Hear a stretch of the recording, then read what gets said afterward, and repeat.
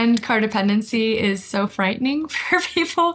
It feels ideological and they don't understand like the dependency part. They just understand the car part. Now I'm mostly just going to focus on like the village, talking about the village and telling them how much they are going to get from doing walkability. Hey everyone, welcome to the Active Towns channel. My name is John Zimmerman and that is Diane Alisa, author of the new book, A Love Letter to Suburbia, How to Restore the American Village. But before we get into that, I just want to say, if you're enjoying this content here on the Active Towns channel, hey, please consider supporting my efforts by becoming an Active Towns ambassador. Hey, super easy to do. Just click on the join button right here on YouTube. Or you can navigate over to activetowns.org, click on the support tab at the top of the page, and there's several different options. Okay, let's get right to it with Diane Alisa.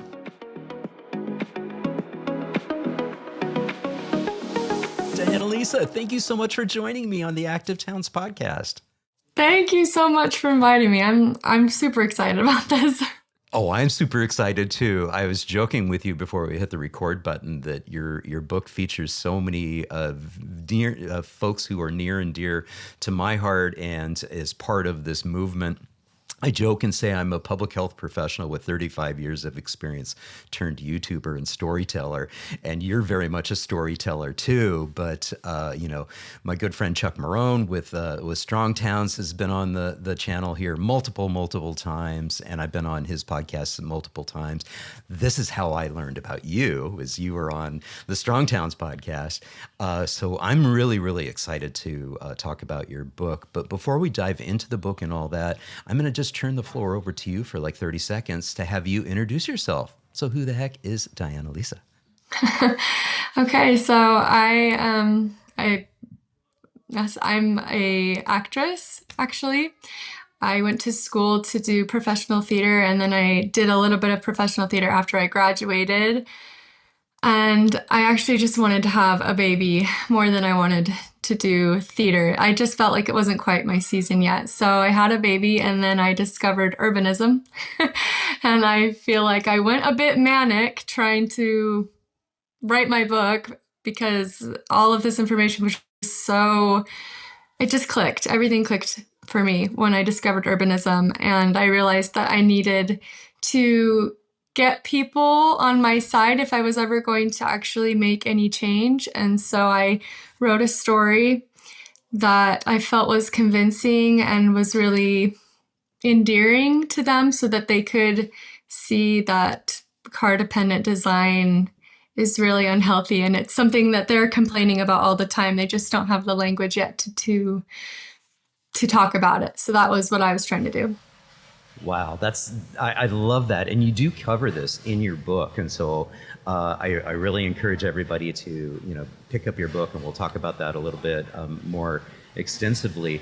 But take us back to that story, though, of your discovering it. How did you discover urbanism? It was just Jason Slaughter's YouTube channel. I discovered one of his videos that said why I won't raise my kids in the suburbs. And it just hit me so powerfully that this was why I was struggling with American infrastructure. And I had been sort of blown away by how difficult it was to raise a baby in America. And I had been watching this dialogue for a long time between mothers, but it wasn't until I had my baby that I truly understand why so many women are complaining and why there's such a large gap in empathy almost for American mothers, even from each other. I feel like some mothers kind of find a way to make it work and will dismiss other people's problems because they're like, well, you're just not disciplined enough. You're just not doing this enough. And when I had that baby, I was like, wow, there's a level of care that I literally cannot complete in this infrastructure. One of them was just carrying my baby around and how many disconnected moments there are between me and my baby when I have to go live life. And I think a lot of women are just sort of suffering through that, thinking that it's normal or being told that it's okay. And Yeah, that was just, I mean, it goes on and on as the kids age, but that for me was really difficult. And I guess the last thing I'll say was that I actually moved into a multi-generational home because there was a level of community that I didn't have. And my son needed it so desperately. I just kind of tell my tell people that my son was immensely bored with me. I could not do enough to entertain him. And it wasn't until we moved in where there was lots of people that he was okay and getting what he needed. Yeah, yeah. Now, I'm going to pop us over to the cover of your book. So, the Olive Conservancy is your publishing house. And again, here is the book, which is a love letter to suburbia. I'm going to make an admission here and basically say I didn't read the book, I listened to the book. So I had your voice in my head the entire time, going through the book 2 times. I've actually listened to your book 2 times through, and I love it when authors do their own Audible. It's fun because it's such a personal story, and you're writing about the story. I do have the book out on my bookshop on the Active Towns channel bookshop. So folks, if you're used to seeing profiles from the authors that I do feature here on the Active Towns channel, pop on over to the bookshop, or you can get it directly from the publisher. So we like to support our local bookstores as well as bookshop.org, and whenever possible to help those small businesses out, because this is part of a little sub-theme to your book as you talk about the difference between suburbia and corporate America and mega corporations versus our traditional habitation patterns in our villages that, emerged and evolved, as Chuck Marohn likes to say, over thousands of years. And I like to also say this is the same with our streets. I've got my little coffee mug, streets are for people. And you actually say streets are for people, literally in quoting that in your book. And so this is a fascinating story for me to hear from you, is that you just stumbled upon Not Just Bikes and Jason's channel and some of the suite of videos that he, did, because he did a whole, I think, 7 different videos in addition to that particular video that you mentioned, that focused in on the Strong Towns message. And so he talks about Strodes, he talks about all of those things. And it's amazing how much impact that series of videos has had. So I love the fact that we're having this conversation and you went out and did a book. Now, I have to ask you, what is it about you and your husband, because you also, I think, started like a nonprofit too. What is it about you two that are like, oh yeah, we can't unsee what we've just seen. We need to go out and change the world. We need to do something about it. Because not everybody does that. And everybody around me is like, just find a comfortable place to live. And I'm like, no, I just have to. I just feel called to it. I feel like, and he feels the same way, that family really is the core of our message. And it is so important to give this very hopeful message that if you build for walkability, you are building for families. And it's just so counterintuitive. But once a person understands, they just can't go back. They see how ugly it is. They see how hard it is to raise children. They see how expensive it is. And like for expenses, for example, I almost didn't understand, because I was like, you can have a baby for really cheap. Maybe not like the hospital fees, but like you can raise children in a cheap way. We've done it all through human history. So what is the problem? Why are we spending so much money? And it's just because your children have nothing organic around them to entertain them, to learn from. And so people are like, it's so expensive because they're paying for the schools, they're paying for the lessons, they're paying for their kid to be in soccer, and all that comes with that, and all the growing prices that are coming from that too, like the uniforms, the fees. And then you realize, well, if I actually want a quality of life for my children, I must pay. There is no other way. And so that was really clarifying for me. And yeah, my husband and I, we feel so warmly about this. And there's just a lot of love coming from this message. So talk a little bit about, because this has been a bit of a whirlwind, I'm sure for you. When did the book come out? The book came out in December last year. Or no, but not, we're so close in January, the year before that.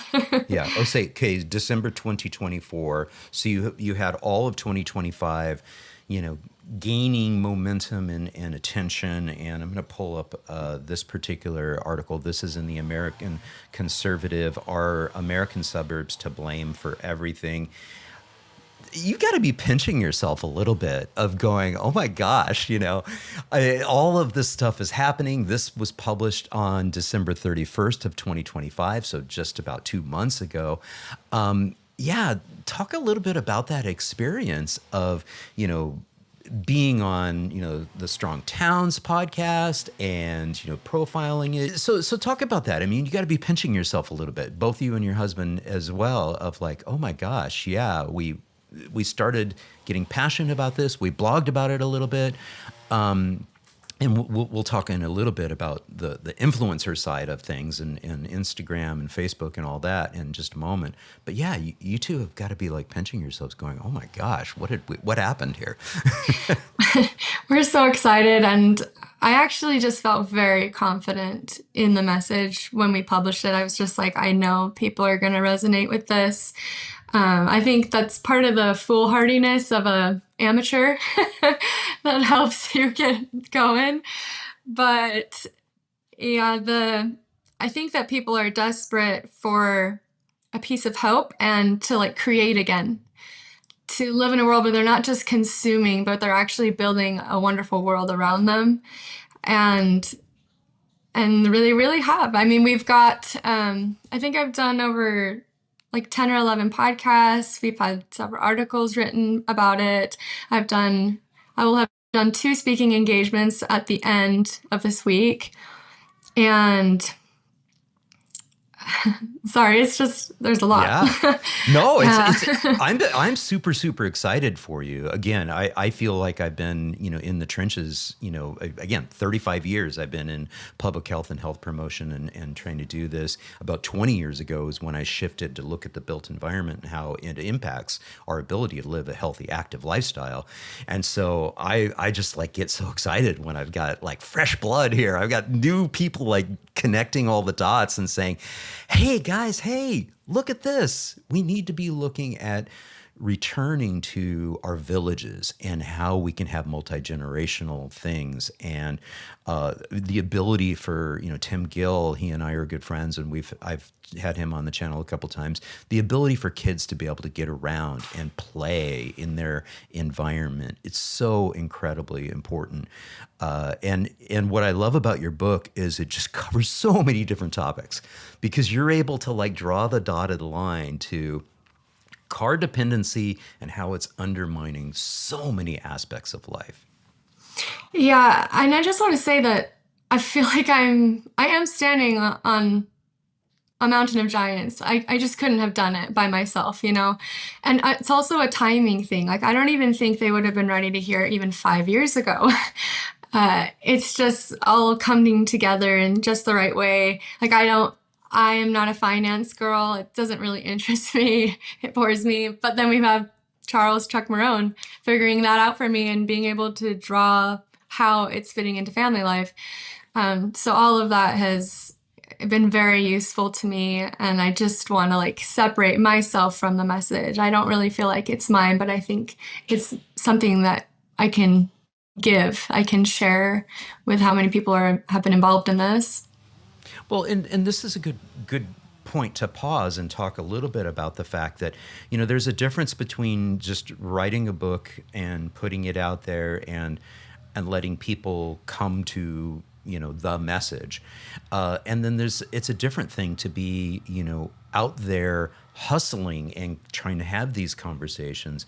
And that's where I think, this aspect, I mean, what I do in terms of producing a podcast and producing YouTube videos is I produce this content, I put it out there, and then I kind of let the YouTube algorithm do its work, and hopefully, you know, my video gets in front of the future Diane Alisa who says, oh my gosh, you know, John was interviewing Jason Slaughter and Chuck Barone, and I'm so excited. And I do get that feedback from folks that, you know, they found them because they, you know, got served up one of my interviews with them. But you're doing the same thing. You're creating content continuously. So let's take a look at your Instagram here. And so you're constantly putting out content and, you know, riffing on and talking about this. So, now you're an influencer too. It's crazy because I think like a year or two ago, I was like, wouldn't it be a horrible job to be an influencer? Welcome to the party. And it's got its quirks for sure. And like working with the algorithm, sometimes I'll take a 9-second video that I didn't even work on it. You know, I just said something and posted it. It's got millions of views. And anything that I'm working on with a bit of effort, I'm like plateauing. So it's interesting that way. And I just have to separate myself from it a bit because I mean, content creation, it's not my strongest talent, but it has helped get this message across. And we actually are going to be a lot more deliberate about the content. We're probably going to do long form content.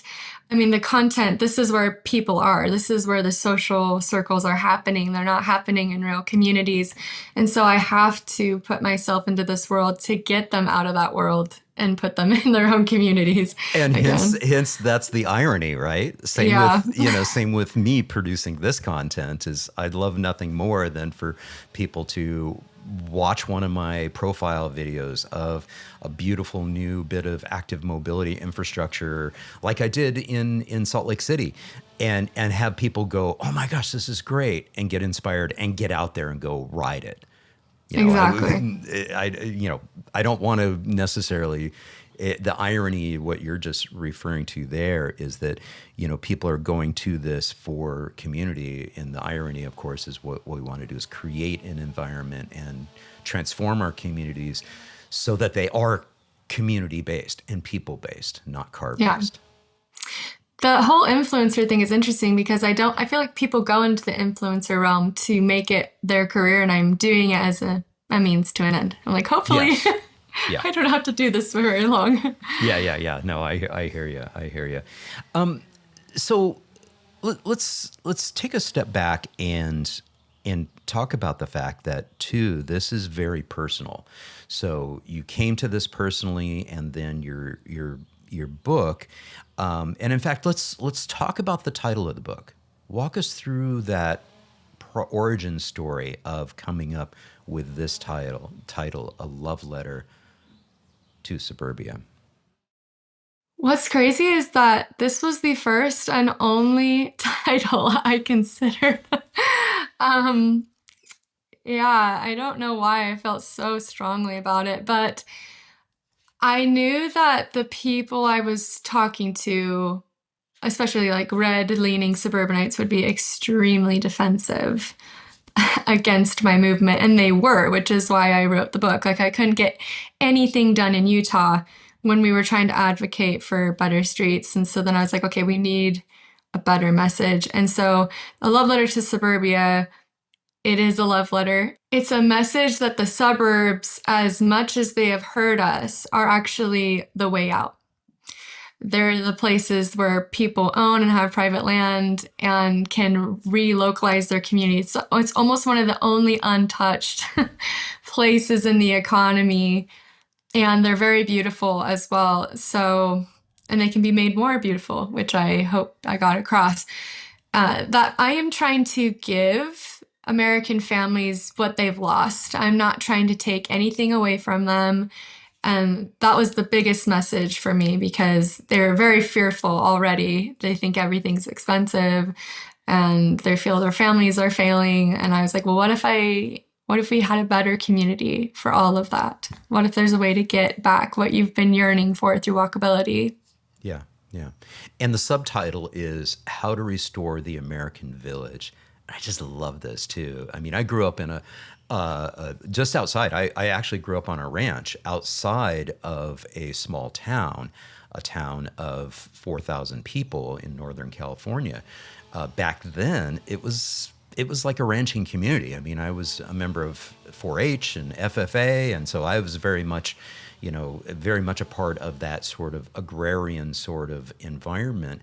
And so I identify with that small town as being like a village concept. And I would come in, I was only 2 miles out, so I was a few miles closer than Chuck was from where he grew up on his farm outside of Brainerd. But that village concept really resonated, I think, in the book. Talk a little bit about wanting to hone in and lean into having this conversation about villages and a village, and how that you think resonates across the political spectrum, because I think that's what the needle that you were threading was precisely that. And I think you even referenced you had to do that even with your own mother.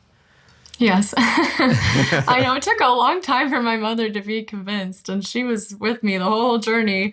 Like you, she read the book twice. um, so, village is just an extremely warm word, and it's historically based. So, people can look back and just see what a village was. And village, again, wasn't city. I knew that suburbanites were very triggered by the word city. And there's a lot of negative narratives, like you're stacked on top of each other, there's so much crime, things like that.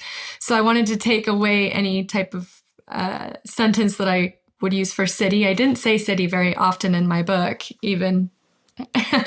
And village, it provides all of the warmth needed to add upon things that they're worried about, like density. They hate the idea of having more dense cities, and I explain, because of cars. Cars make density really horrible. And then I also talked about villages being really family centric. Like, it's okay if we're kind of closer together when we have more amenities, more beautiful things, more community, more autonomy for our children, more things for mothers to do on top of having families. It's a balance between convenience, amenities, and community. It's right there in the middle. And when I was talking to these people in my book, it was to say, this is as close to the lifestyle that you currently have through walkability. As much as I could let them have what they already have, I tried to do that with the word village. Oh, and restore, because restore is I don't know if we ever truly had like a ton of villages, but we had it pretty darn close. And it's also just the feeling of community that I was trying to return to them. Yeah, yeah. Well, and I think that's a really good thing to reference. And the whole reason why I have streets are for people as one of my taglines for the Active Towns channel is because I like to remind folks that the automobile has really only been prevalent in our societies for the last 120 years. I mean, prior to that, we did have American villages. We did build, yes, we also built cities, but many of these places, had historical walkable cores and villages, even there in, the Wasatch, Valley, and the Salt Lake City metro area. You look at the cities that, were established, the villages that were established, the communities that were established, they were all built around the same premise as Venice.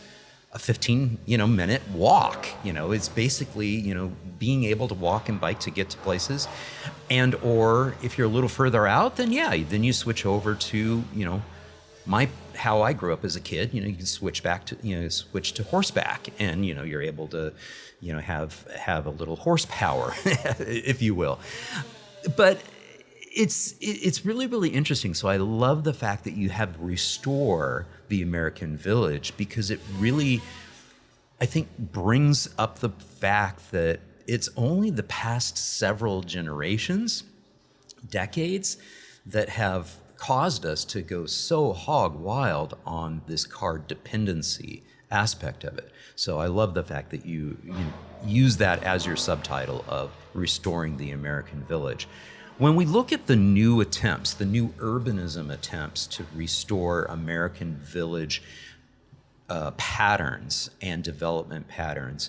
I was just in your neck of the woods filming over the summer and fall, and I had the opportunity to look at the city context, and went out with the Department of Transportation Director John Larson, and we filmed around Salt Lake City and how they are trying to transform that built environment that has extremely wide rights of way, which go back to the original platting, the Zion Plat of the actual city. But they're trying to, de-emphasize the cars and be able to shoehorn active mobility, make it more walkable and bikeable under these extreme conditions of wide streets and long blocks. But I also had the opportunity to, profile Daybreak there in South Jordan, and be able to get into a new urbanism sort of enclave of trying to make it more walkable and bikeable, have beautiful access to open space and parks, and also integrate some of these commercial activities, these small businesses that people can access by walking and biking, not feeling like they have to drive everywhere for everything. It's not perfect, and Mike West, my tour guide, who is a resident of Daybreak, says, yeah, no, we're still in North America and it's not perfect, but it's so much better than what we've seen of suburbia, since post World War II, and so there's a little bit of hope there too. Yeah, I just want to say that just before, when I was talking about how we didn't have true villages, I don't think we have villages in with all of our technology that we have now. This is sort of new territory. Um, Daybreak is an interesting place. I call it a walkable suburb because it tries to emphasize walkability, but it's still very car dependent. And that was actually one of the developments that people kept telling me to move to was Daybreak. Um, but for me, Daybreak isn't quite enough. It halfway completes its goals. And so I think that if we were to restore villages, it'd have to be an entirely holistic approach. It would be a new system of building, new values, new principles. And I don't feel like it can really be done in isolation. Yeah, So, and I would say also the biggest criticism I have with Daybreak, with the Mueller development in Austin, Texas, the Stapleton development, which is now called Central Park in Denver. These were all new urbanism types of things where they're trying to lean into, more walkable, bikeable environments. But the thing that's missing from our original villages is that they can't open a coffee shop at the end of the block. They can't say, hey, on our ground floor, I'm gonna have a barber shop. That's the key thing, and that's one of the things that Chuck Marohn, leans into on with the Strong Towns movement, is that we are building many of these things and still separating uses, still leaning too heavily into the land use code side of things. And that's not natural. I mean, you should be able to feel like, hey, I'm a seamstress, and I'm gonna run my little business right out of my, my lower level or whatever, if there's multi levels. So yeah, I yeah, think that's part of the walkability is like having that sort of corner store and cafe, et cetera, et cetera. I just think that walkability is functionality. It functions where you can get to places efficiently and safety without buying a 2,000 ton vehicle. And what's great about it is that I can tell my very right leaning audience that I'm actually returning a free market to them because they think they're living in a free market and they're really not. They're kind of honed down by regulations and red tape. And the wonderful thing is, too, that if you allow these businesses back into your neighborhoods, they don't function in the same way that a Walmart does. They're not as ugly, they're not as chaotic, they're not as loud. There's a lot of familiarity with these people. So when they get nervous about bringing in these small businesses, I'm like, well, do you walk your kid to piano lessons? Do you um, I can't think of another example, but there's a lot of things that we can walk to, like dog groomers and hair cutting individuals, little salons and basements. And the question is, do those disrupt your life very much? No, not really. In fact, they're kind of nice that I don't have to get in a car to get to them. And there's strong connections because of those little things that we have in suburbs right now.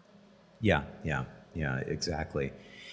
I think that that's one of the great things about my approach and Chuck Marone's approach with Strong Towns is to look at these concepts and say, hey, this is sort of apolitical in the sense that it crosses across political spectrums. What we're talking about is stuff that's good for everyone, for humans, for mankind, for families.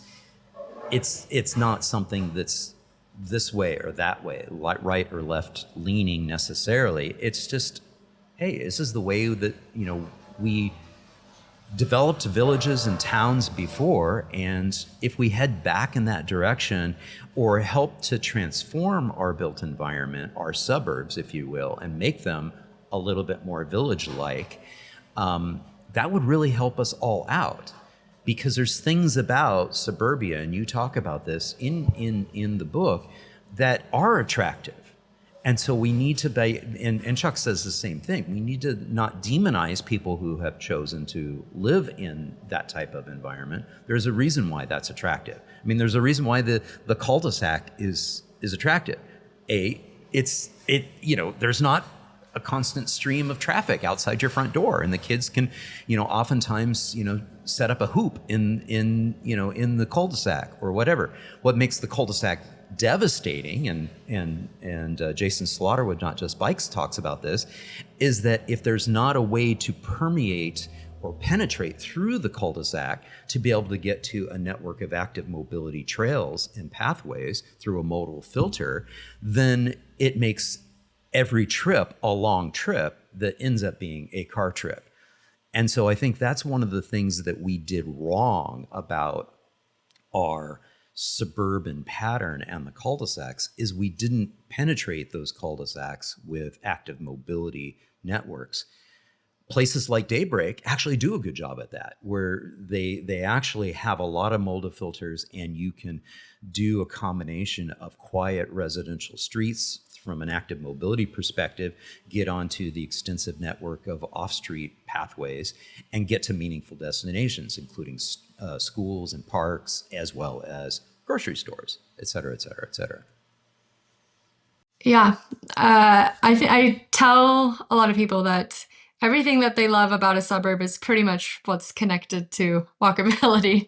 Like, you actually just love walkability because if you find yourself lucky enough to be in a cul-de-sac, now you have a little community, a micro community of people who are around this area, and you just know your kids aren't going to get hit by a car. And that is such a relief to have. I mean, I live in a suburb right now, and the road in front of my house is extremely dangerous. And you wouldn't think that it is, but people will fly through these neighborhoods, and I just can't trust that they're not going to hit my children. The level of care and mental burden that I have to just be outside with my children, I don't even feel comfortable letting my children be outside by themselves, even if I'm just inside cooking dinner. And it's a huge burden. I mean, I talk a lot about children and babies in my book, but I feel terribly because I know my children are not getting enough outside time, but there is nothing pulling me outside. So I'm either very bored or I'm sitting in the weather, and but they need it. And the other thing is, it's not a lot of kids out either, because if your suburb gets geriatric, then kids are literally by themselves. Like, I'll go to the park and nobody will be there except for me and my children. It's just a different type of parenting. It almost feels like babysitting. Yeah. Well, and not to, you know, go too far deep down the hole of like Daybreak and those types of intentional new urbanism sort of developments, they tend to be more expensive too. And you talk about this as the walkable places and the more desirable places and the beautiful places and the places where kids can roam and be out on their own tend to be incredibly unaffordable, because there's so few true American villages and places where, you know, you feel like, well, I don't have to worry about my kids outside my front door, because the street that's outside my front door is not a strode. Because what you're describing is not a residential street. You're describing a strode. And I love the fact that you define the strode in the book, and you talk about, you know, the difference between a road, a place to get from point A to point B very, very quickly, and a street, the place where life happens and vitality happens and vibrancy happens. You know, Chuck likes to say a street is where, you know, is the platform for building wealth and prosperity for a community. And, you know, you should be able to feel like, hey, my kids should be able to, you know, go out the front door, be able to, you know, jump on their bike and zip down to the park or to the school or to a friend's place and be able to roam. And I will say that was the thing that was really most encouraging when Mike and I were filming in Daybreak, as we saw just hordes of kids out on their own, either individually or in little packs of kids. And you're like, oh my gosh, thank you. But it shouldn't have to be something where you feel like I have to be wealthy to be able to afford that. Yep. It's really a matter of there's just not enough housing. And one of my goals is to buy a suburban home, a single family home, and show how I am transforming my own neighborhood. And like, if you cut the red tape and people start transforming these single family homes as well as make things walkable again, then the housing prices will plummet, because there will be so much housing. You know, there's the potential for housing that doesn't exist yet. But when you're like, sure, what I'm doing is actually moving in with my sister, and we will basically have a legal duplex, because it's not legal yet. We're just sharing a home. But the way that we've set it up, and if I feel like if we were less close, we probably wouldn't share the kitchen in the communal area. But because we've lived with each other for a while now and know each other's habits and feel really comfortable that would be okay, we are going to do that. But we are like splitting. I will be on the upstairs, they'll be on the downstairs, and we're paying half the price for the home. So you just lower the barrier and you say, okay, what would you do? And the language that Chuck gave us with the strode and the street, people can look at that technical language and say, oh, this is a strode, or this needs to be a narrower street, so that they actually can make a change. They are given all of the tools. Yeah. And I like to say this is that no city, no community, no village should have a street that services residences and local businesses. None of those should have speed limits above 20 miles per hour. I know. You know, full stop. It should be streets are for people. Full stop. And people like freak out and they're like, oh my gosh, we'd never be able to get anywhere. And it's like, well, that's one of the reasons why we need to we need the code reform, the land use code reform to take place, to be able to free up people to be able to have multi-generational and multi-family within our, you know, communities, our lots, our you know, and what you're describing is exactly what Chuck describes in his newest book, Escaping the Housing Trap, of we need to remove the shackles so that people can have you know, multiple families in a single family home. Many of these are just massive in size on massive lots. And if we unshackle them and let them, be able to organically transform themselves, add an accessory dwelling unit, be able to have a place so that grandma can live, on the property too. So again, multi-generational, all the better.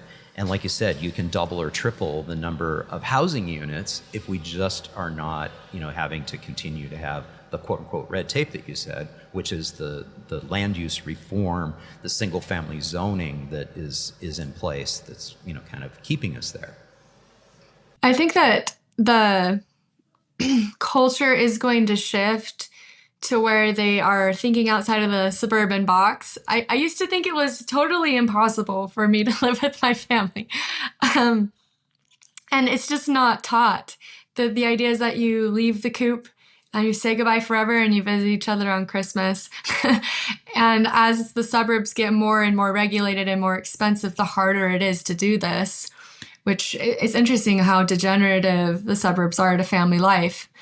But when we moved in and we had three families in the same home, I was like, we could actually do this. It's not so bad. And we had like kinks and contentions in some areas, but like the longer that we worked with each other and the longer we were with each other, the more collaborative and problem solving we got. And now I'm in this really wonderful situation where I literally feel like I would be super comfortable sharing a home with my sister. And so I think there would be a lot more of that where it's not illegal, but it's not technically legal yet, right? You can't add an address to the house or a front door, right? But I think that's the shift that I think we're going to see people start pushing buttons and how much further can we go with this? And then they'll change the laws. So yeah, and I think if we see this and we kind of like put language around this and help people understand that this is not something to be feared, this is something to embrace. We can, get even more creative ideas. I had an opportunity to interview Phil Levin with the Live with Friends organization, and they were, especially in the Berkeley area, they were able to create like a multi-unit little compound of, being able to, live in close proximity to friends and family, and each sort of family has their own little cottage, etc., and then a common area and the ability to watch after each other's kids and have the kids be able to grow up together. And these are the types of village concepts that we used to have. This used to be common for us. I also had Ross Chapin on from Pocket Neighborhoods. And again, if we make it legal to do pocket neighborhoods, these little clusters of smaller dwellings around a common area where people can have, relations with, you still have a little bit of privacy, but at the same time, you're able to have, it's that C word, you're able to have community too. Yeah. it's such a fine line to walk because when you talk about it, the word that comes up to me is like hippy dippy. This sort of, I don't know, the feeling of these communal spaces. Like communal is almost tied to cult, I think. And so when you're talking about it, I almost don't even know what word to use because community feels I think a bit. I think you actually embraced the word to use, and it's village. Yes. Because you're right. The communal sounds too much like communism, which, and or the S word, socialism. But when you put it in the verbiage of villages, it's like again, restore the American village. Oh, okay. Well, what could be more American than that? Go red, white, and blue. It's exactly. I had to make it feel really patriotic. The whole idea of like living with family or living right next to family, it solves so many problems. Like, I feel I don't personally have the strength, especially because I've grown up as a suburbanite and there's a lot of trade skills and a lot of things that I was kind of denied, to raise my children with a level of care in where I'm not being neurotic. Like it's super difficult to raise children alone. And when I go and visit some of my friends in the neighborhood and it's just them, I'm like, wow, this must be so lonely, so hard.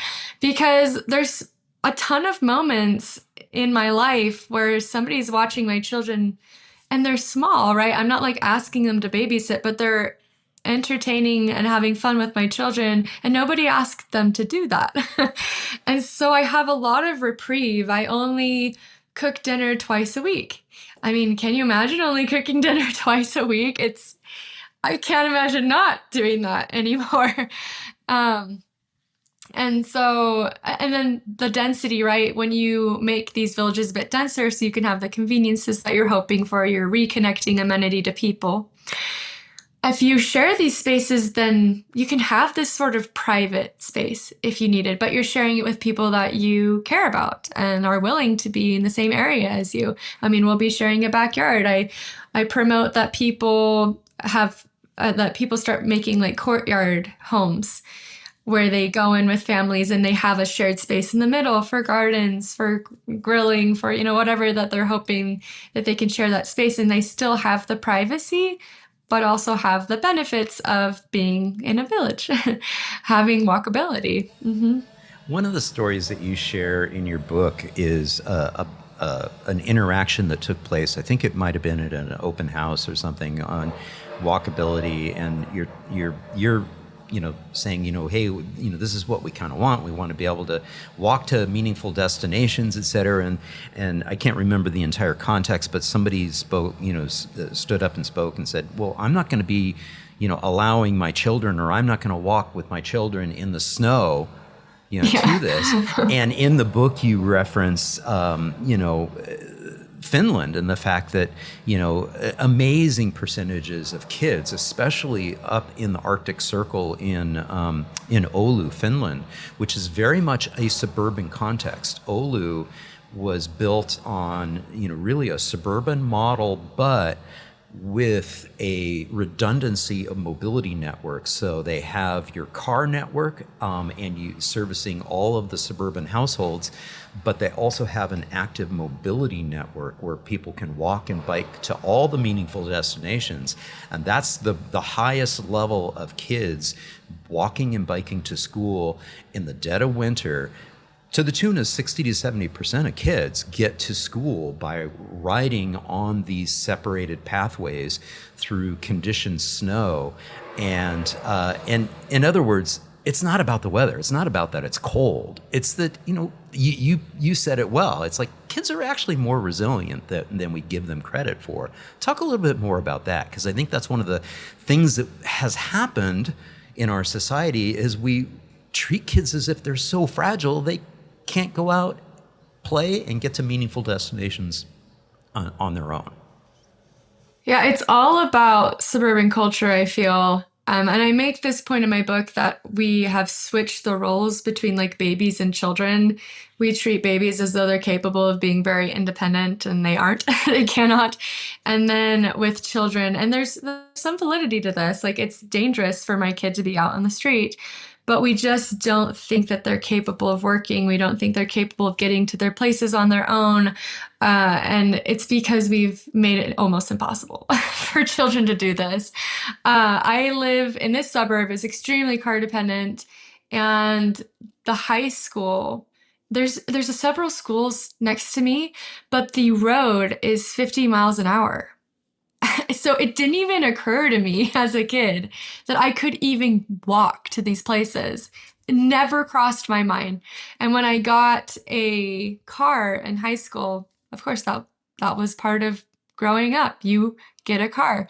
And now I'm realizing how terrible this philosophy is. And I have so much personal experience with the suffering that I mentioned in my book. I feel like I was one of those kids who was delayed, who was babied, and not in the way you think about babied, but just like you can't do this by yourself. And having so many moments in my adolescence being like, okay, I'm ready to grow up now. I'm ready to grow up now. And it just like becoming almost, uh, what is the word? I'm languid, especially when there's so many screens at your fingertips. And it's even worse than it was when I was growing up. And I felt like when I was growing up, it was pretty bad.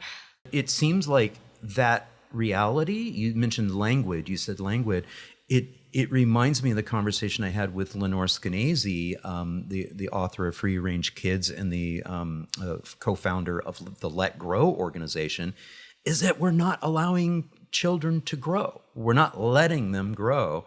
And that's unfortunate, because then that carries on into adulthood to the point where, you know, you're having these epiphanies after watching a YouTube video and going, oh my gosh, it doesn't have to be this way. Mm-hmm. I know. And that's what I tell American families, because they're very nervous about letting their kids out and play. And I'm like, well, if you actually build an infrastructure where they're capable and where people are outside, you haven't completely separated them from society, you're all now in the same space doing the same things, then you aren't going to feel as afraid. But like right now, again, like my children are pretty little, but I still don't feel comfortable letting them out in my front yard. Like I'm nervous that they're gonna just be picked up by a car and whisked away. I mean, it's so easy to do that in a suburb Yeah. because Well, nobody's outside. and that's probably not going to happen in terms of Right. them. You know, but what will more likely happen is, since the street outside of in front of your house is a strode and not a street, the traffic violence is going to be much more likely. The likelihood of stranger danger and kids being whisked away by a stranger is incredibly low, but much more likely that the traffic violence, which is something we can change, because we can actually transform our stroads into streets. It's going to be painful for people who are used to driving fast. And that's the irony. You talk a little bit about this in your book, is the irony of the fact that as suburbanites, when we buy that, what we're cherishing is the fact that hopefully in front of my home, there's low traffic. It may be a cul-de-sac, Exactly. et cetera. But then we have blindness when we get behind the wheel and we're traveling fast on one of the collector streets that has higher speeds, and we're driving right past people's driveways. It's like, oh, it's not okay for people to speed in front of my home, but I'm okay with the fact that I'm speeding in front of Diane Alisa's home. Yeah. And I wanted to take the blame off of drivers, because I think that previous urban arguments was like, you suck as a driver. Yeah, Why, it's why what we can't you built just be for more them. charitable? Yeah. My goal would be to build infrastructure where we don't really need speed limits, where I can feel what the speed limit is on a street. And it's personal for me because we were joking, and my brother, he got a ticket because he didn't have what was it?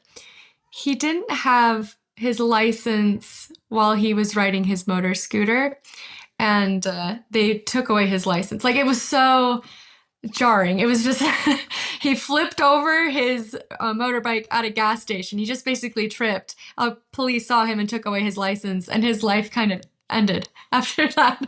We had to like start driving him away everywhere. And I was joking because I've gotten into 8 fender benders and my license has not been taken away. Um, and I just don't have the discipline, I feel, to drive a 2-ton vehicle everywhere, but I don't have a choice. And I think there's a lot of people like that who would walk, would take the bus, would take a train. And that's what's crazy, is that suburbanites and anyone who's really enamored with car dependence, because they don't quite understand it, is like, no, you can't walk. I'm not going to pay for you to walk. I'm not going to pay for taxes on trains, and yet complaining that they're in traffic. You know what I mean? Because they're like, you're taking away my freedom if you don't drive, but you're also taking away my freedom if you do drive. We need more lanes. Yeah. Build Well, more what's lanes. really, I love to lean into freedom and independence and choice. And One of the things that I love about the Dutch network and the Dutch system is that you have mobility options, you have mobility choice. And yes, you've got meaningful destinations within walking distance, but you also have a ninefold increase in places that you can get to when you ride a bike. And when you have a network of safe and inviting streets and safe and inviting cycle networks, you can get to all of these meaningful destinations. And with the advent of electric assist, of being able to have an e-cargo bike like my Turn GSD that's right outside the window here. When I want to go do a larger shopping run or I want to go to Home Depot, I'll jump on that and take off and do that. Why? Well, why would I drive? I mean, it's Yeah. within easy biking distance. I'm going to get some fresh air and I'm going to do it. And I've got the right piece of equipment to be able to, bring that item back. But that's what I love about that Dutch system is you've got mobility choice. Yes, I can drive. Yes, I can take transit. Yes, I can ride my bike and I can also walk. And what's also really, really powerful about it is the following phrase. It's all ages and all abilities. Exactly. Yeah, it's very inclusive. Yes. Yeah.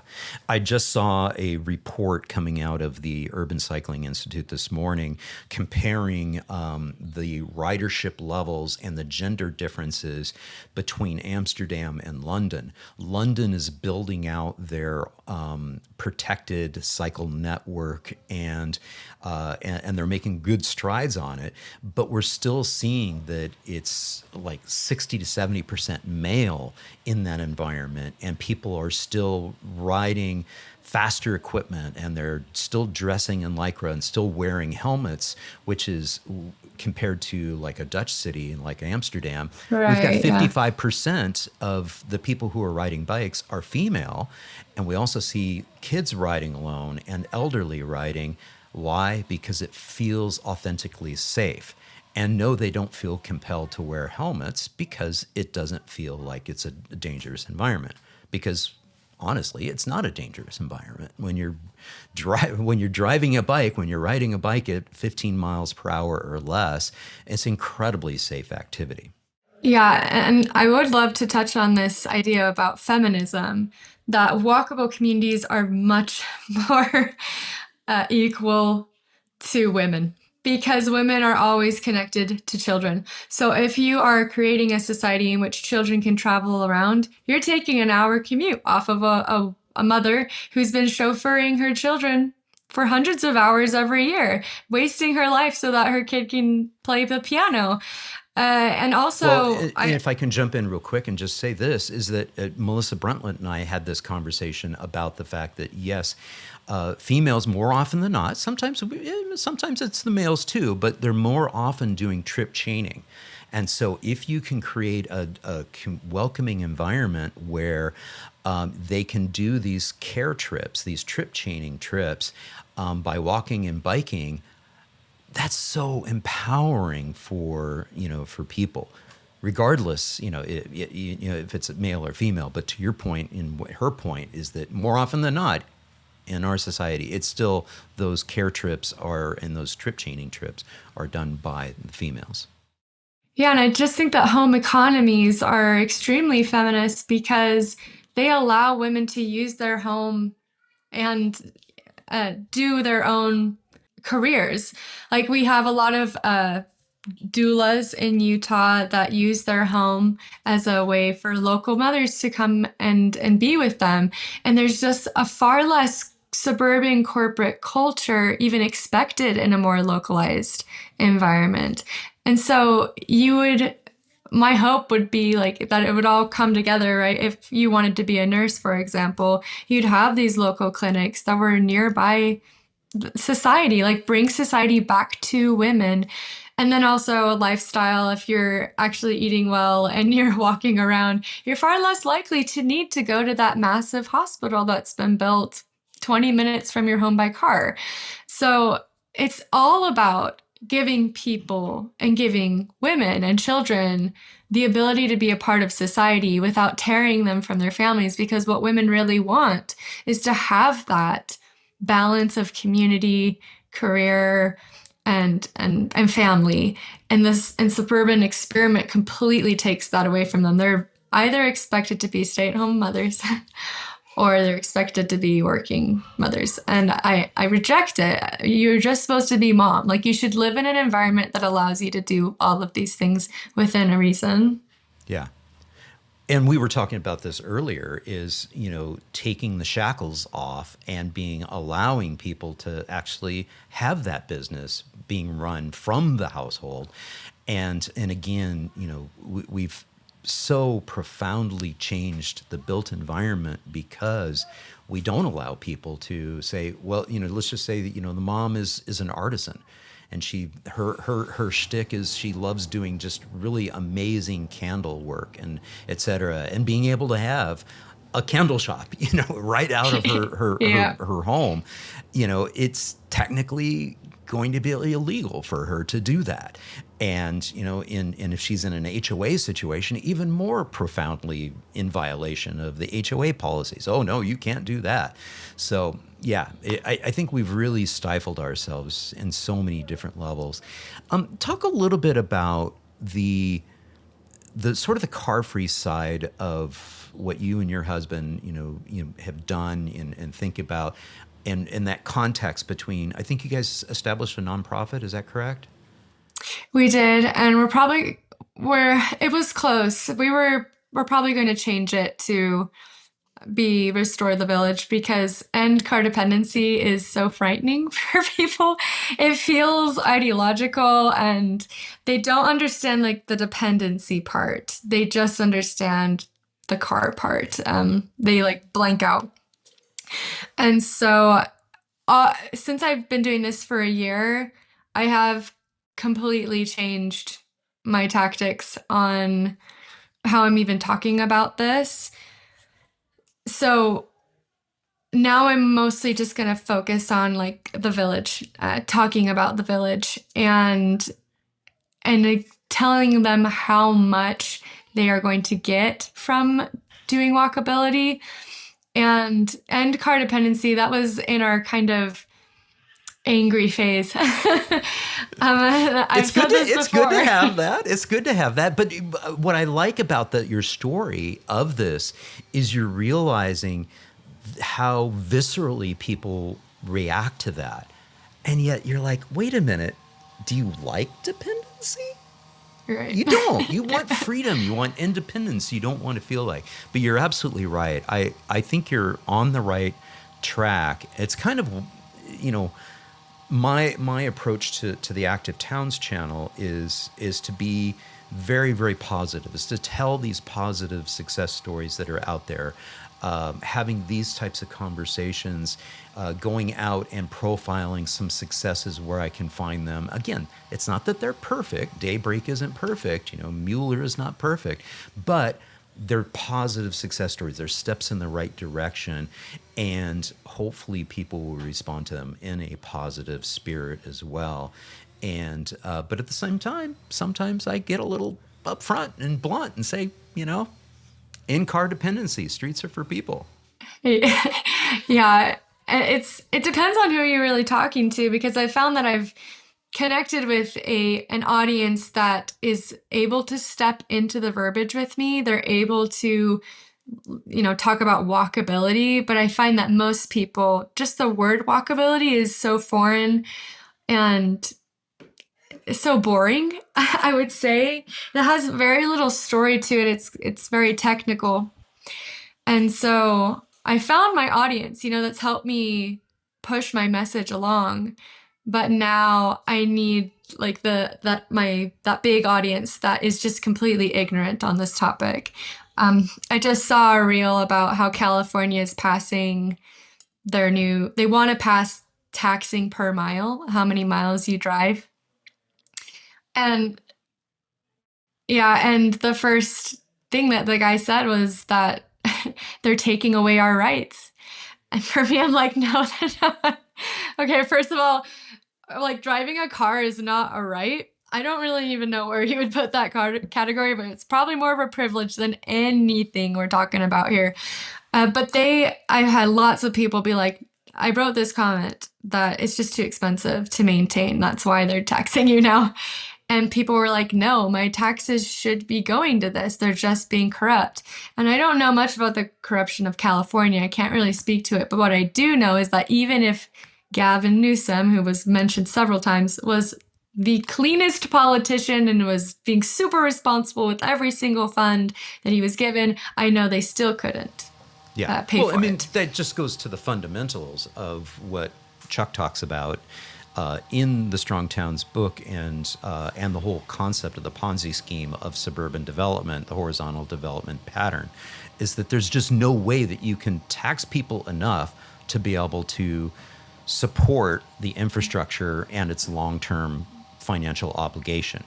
It's just, it is impossible. And that's the whole reason. And Joe Minicozy has done a great job with his organization, Urban 3, of actually looking at the numbers and seeing the fact that our more traditional development patterns, where we have people closer to meaningful destinations, you're able to have a situation where you're able to collect enough revenue to support the infrastructure.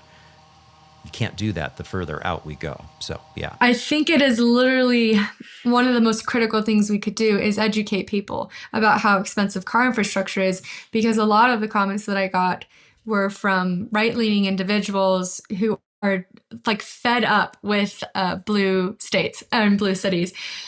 And it really isn't about that.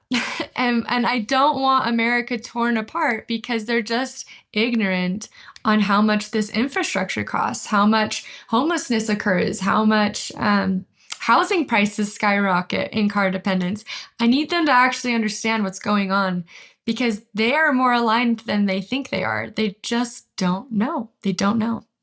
Well, and this is one of the major challenges that we have, and I've had this discussion with Professor Ian Walker, who's doing so much research around motonormativity and car brain, is that there's just this perception that this is what is normal.